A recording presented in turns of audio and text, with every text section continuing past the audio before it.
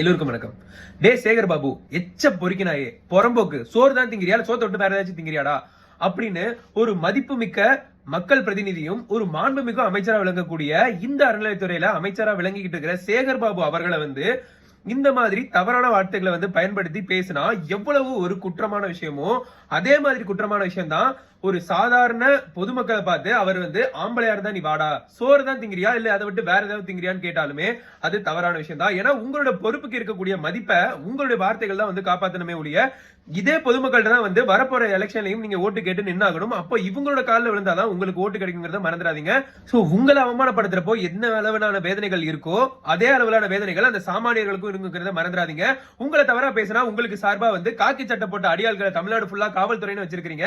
But சாமானியர்களுக்காக ஆட்சியாளர்களான நீங்க மட்டும் தான் இருக்கீங்க. உங்க பொறுப்புணர்வுகள் நீங்க மதிக்கலனா நான் உங்களுக்கு ஒரு விஷயத்த சொல்றேன்.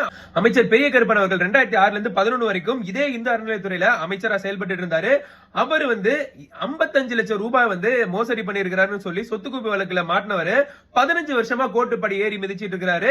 அவங்களோட ஆட்சி இழந்ததுக்கு அப்புறம் சோ உங்களுடைய ஆட்சியும் ஒரு நாள் வீட்டுக்கு அனுப்பப்படும். அன்னைக்கு நீங்க ஒவ்வொரு நாளும் மக்களுக்கு பதில் சொல்லி ஆகணுங்கிறத மறந்துடாதீங்கிறத தாழ்மையுடன் கேட்டுக்கிறேன். இனிமே இந்த மாதிரி தவறுதலான கருத்துக்களை பேசக்கூடாதுங்கிறத பணிவாகவும் கேட்டுக்கிறேன். நன்றி, வணக்கம்.